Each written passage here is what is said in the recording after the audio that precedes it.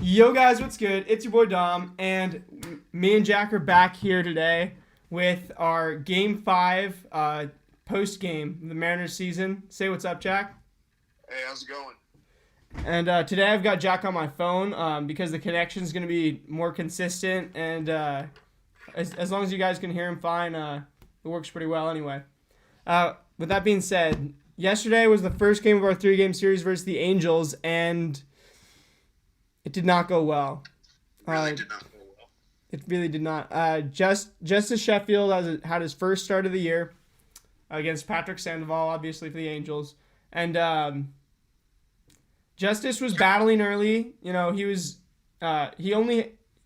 get too many. He only had 2 strikeouts on 67 pitches. That was the one thing about his performance that really concerned me.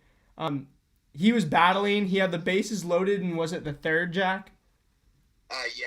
And then he came back out for the fourth. Did he get 1 or 2 guys out?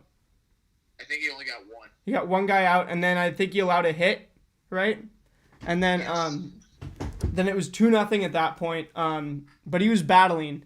He'd thrown 67 pitches, and for some reason I want to see 6 innings. I want to see 5.5 innings of the Mariners bullpen tonight.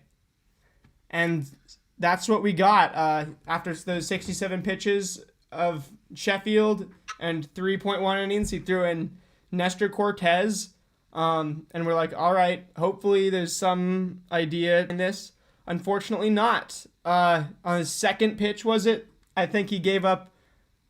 Was it his second pitch that he gave up a 2-run homer or a 3-run Yeah, homer? second pitch. Yeah. The game was 4-0 or 5-0 at that point, right? It was 5-1. 5-1 at that point because Timmy Lopes hit a homer. Yeah, he did. He hit the Oppo homer. Shout out to Timmy Lopes hitting that Oppo homer. Anyway, so we make it to we're making it to like the 5th inning, and it's kind of just a slow game at this point. The Angels I think the Angels had like maybe 1 base runner in the 6th, but then that was just like a long inning. Then I think in the 7th they teed off on Cortez again. Yeah. Pujols, here you tell him about that leg kick thing. Nestor Cortez, just out of the blue, pulled off one of those Johnny Cueto type windups where he takes like forever to throw with the leg, and where the plate and Pujols just hit an absolute freaking not a moonshot, but like it was like a daddy hack, and he hit a home run, and then he like mouthed him as he went around first base. Yep. And yeah, that was pretty embarrassing. Nestor Cortez, I will give him props. He battled. He didn't look like too flustered. Like he knew that he was eating innings, and he knew that he was doomed. And I don't blame so I'm not gonna blame him for the situations. Even the situation he got in later, regarding giving up all these runs, like, and the situation with Pujols, was that a solo shot? Yeah, it was a solo homer. But I think did he allow the last homer of the game, or was that someone else? No. Okay. Rendon hit a home run in the 8th inning. Okay, yeah. So the 7th, we make it through with Nestor Cortez. I think he had 0 strikeouts on 37 pitches. So we're up to. I remember I looked over to my mom and I'm like, we have thrown 114 pitches and we've got 2 strikeouts. Our pitching is like we might as well not be pitching to them. Like it was stupid at that point. Like the game was already like. It felt like the game was over. We're throwing in guys to eat innings and get pummeled, and we weren't really competitive. Like anything can happen in baseball up until the end of the game. It's not over to the fat lady sings. But holy shit, we looked dead in the water in the 7th inning. And yeah. So the 7th inning goes by. It's like 7-2 at this point, right? Yep. Because we scored a run. How did we score other run? I can't remember. It was an RBI single, I think. RBI single. I don't even remember who it was. No. And Yeah, or was it? It might have been off the Dylan Moore double. I can't. It all blended together at like the really depressing part of the game just blended together like on our side of the ball because it's not like our offense was doing anything with it. Right. But the eighth inning comes around. It's 2-7. We're just trying to get through it. I think we threw in Zach Groats as soon as Yes, Cortez. we did. Cortez. My goodness. Yeah, Cortez allowed his third home run of the game. Or no, Cortez. He didn't. I think we put Zach Groats in at the beginning of the inning. And Zach Groats was doing all right, but then he gave up a 3-run homer to Anthony Rendon pretty quickly. Yep. No, it was a 2-run homer. A 2-run homer. So it was 9-2 at that point. And It was 8-2, and then he hit the home run, which made it 10-2. no, so it was 8-2. So they scored off Zach. They score on Zach Groats. And then now it's 8-2. Then somebody gets on base, and then Rendon hit. I think it was like David Fletcher or someone. Rendon just homered him. Then it's 10-2 in the eighth inning. We go into the bottom of the ninth, and I think we might have had a couple base runners, but it didn't matter. In the top of the eighth or whatever, and then the top of the ninth, we had like 2 or 3 base runners, and then I think Vogelback grounded out to the end of the game, right? Or no, he struck out. Oh yeah, now I remember that one. There was a ground out that ruined our chance to score though in the ninth, right before him. Yep. Anyway, 10-2, first game of the series. It wasn't fun. It was a slow, painful death, as you can tell. Now I want to address. Today I'm not wearing a Mariners jersey. I'm wearing a Jalen Ramsey Jaguars jersey, which doesn't make a lot of sense. To just the plain eye, but the reasoning behind this is the Mariners have quite a few South Florida boys on their team. Last year, we had the swagger with the gleeful, we were doing all that 1K Kodak stuff, and it was fun. Kodak is one of my favorite rappers. I'm really, I thought that was cool. So I like that Florida boy swag, and I'm hoping that somehow this will make Malik Smith not go 1 for 15 anymore. Yep. It's about that simple. If this jersey works and we win the game tonight, then I'll wear it tomorrow. If it doesn't, then I'll figure something else out because we need some luck. We need some blessings. We need something different than what we're doing right now. And we're going to be on national TV tonight, so. Yeah. And now so that's yesterday. 10-2, slow, painful death. It sucked, and hopefully today's better. We haven't got a lineup yet. First pitch is at 7:10, and Jack, do you want to break down? It's on ESPN, and Jack, break down the rest of tonight's game for us. Well, okay, so it's going to be Justin Dunn. He's getting his first start of the year. Came up last year, made his debut, struggled a little bit, but he turned it around as the season winded down last year. But solid guy. He's gonna be probably one of the biggest keys in our rotation for years to come.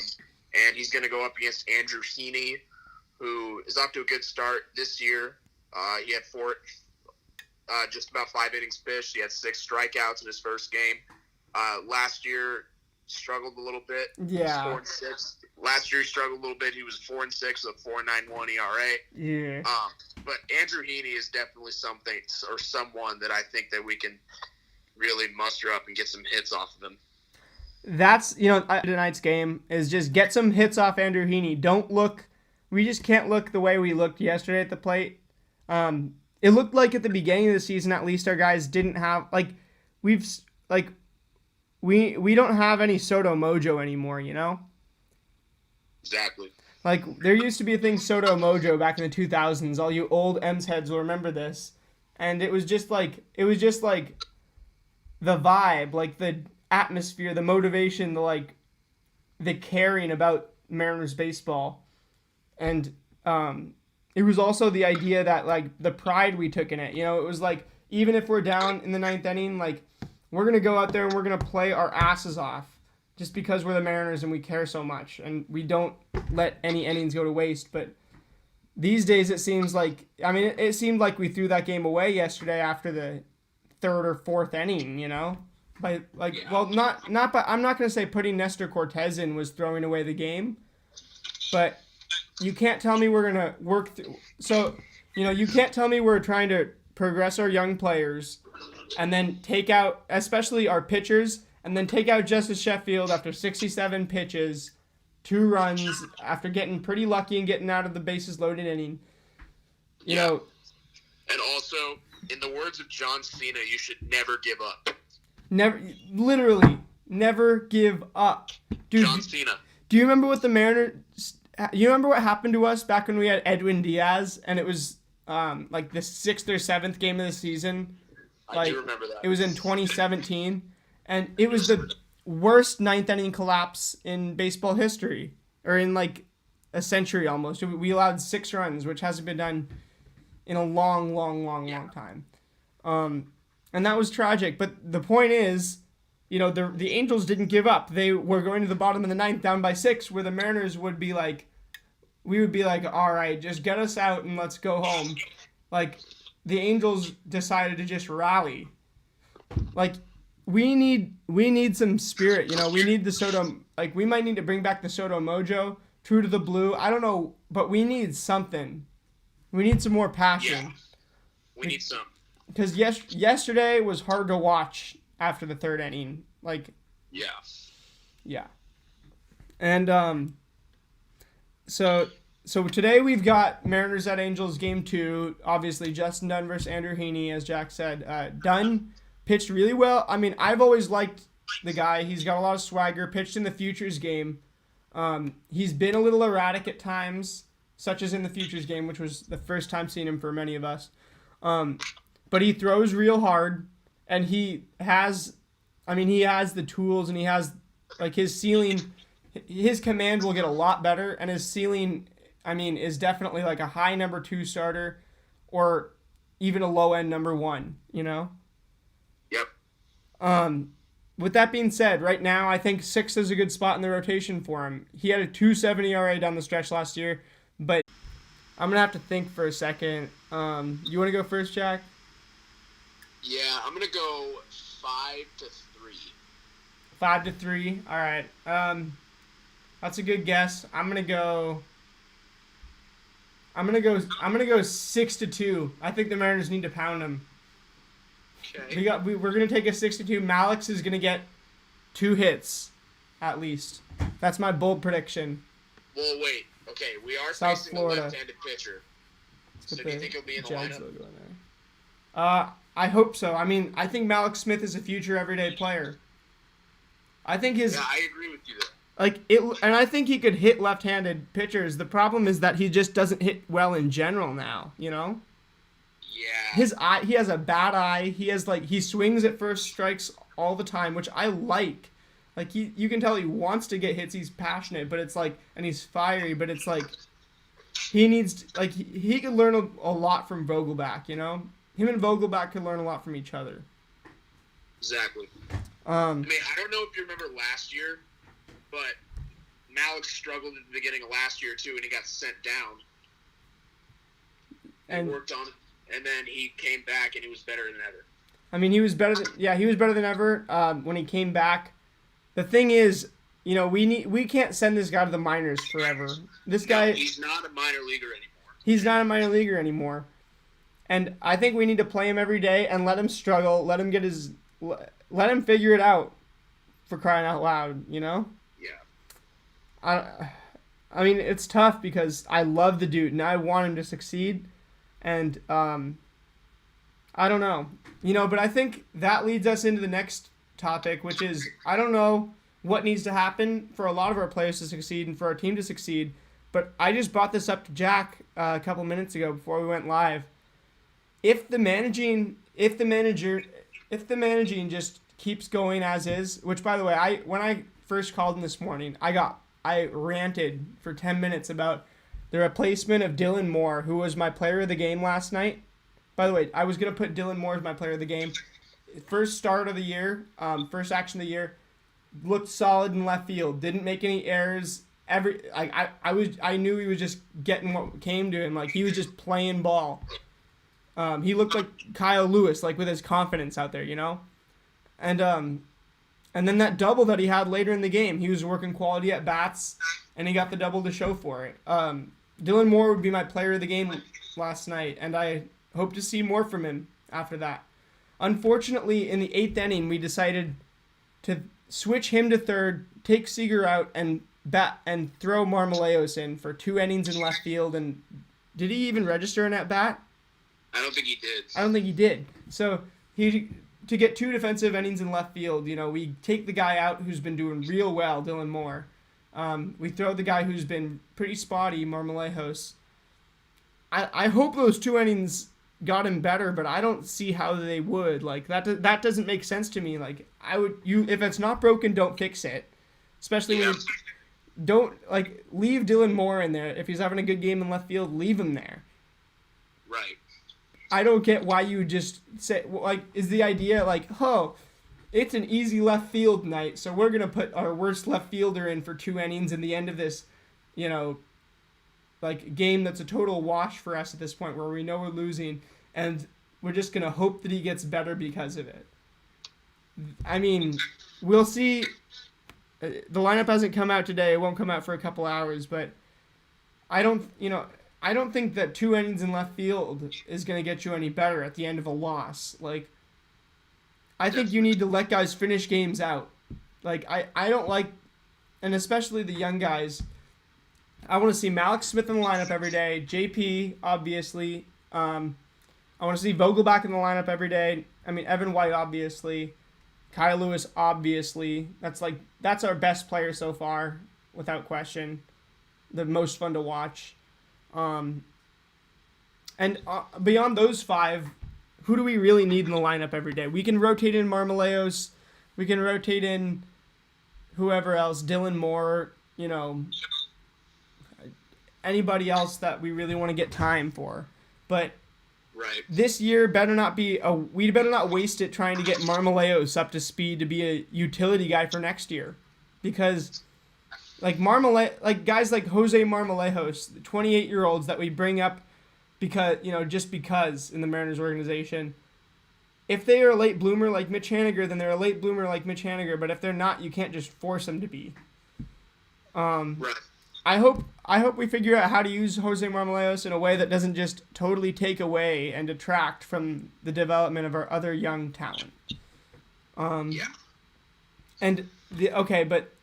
so I ranted about the Marmoleos switch and Sheffield getting taken out for Nestor Cortez, and the fact that we had 2 strikeouts after 114 pitches by those 2 pitchers combined. Anyway, after that, we were talking about if the coaching's like this, and something needs to change. We love Scott Service, but we might have to change. We need something to change here, and if the coaching looks to be the problem, then we've got to take a look at Scott Service. And Jack, what do you think about this? I mean, I just think that if Scott Service isn't doing what's best for the development of these younger players, and I truly hope that's not what he's envisioning, what he's doing right now, because we really need to get these young players as much game time as possible, Exactly. Like exposure to the game as possible. And if this is his envision of what that is, then he's obviously not doing a good job of it. Which it's heartbreaking because, we love Scott Service. We've been rooting for him, and we continue to. And he's obviously great friends with Jerry Dipoto, and it's kind of their plan that they've been working on together since they got hired at the same time and stuff. But at this point, the way and it seems like the guys like Scott Service, although we can't really tell. The Mariners locker room and the Mariners vibe and everything, it's kind of mysterious. It's not like, let's say it's not Hard Knocks. It's not the Cleveland Browns where what's going on. Scott Service, I just want to say I love you and I'm rooting for you still, but if the Mariners continue to look like this, your seat will only get hotter. And I think that's where I'm okay leaving it for today. Jack, do you have anything else you want to cover? No, I don't have anything else. All right. Well, it's been a pleasure. Game 6 is tonight on Game 6 of the Mariners season is tonight on ESPN and Root Sports. But we're on the national television today, so it's a big one, and we want to. And obviously, ESPN's fun to watch the broadcast of.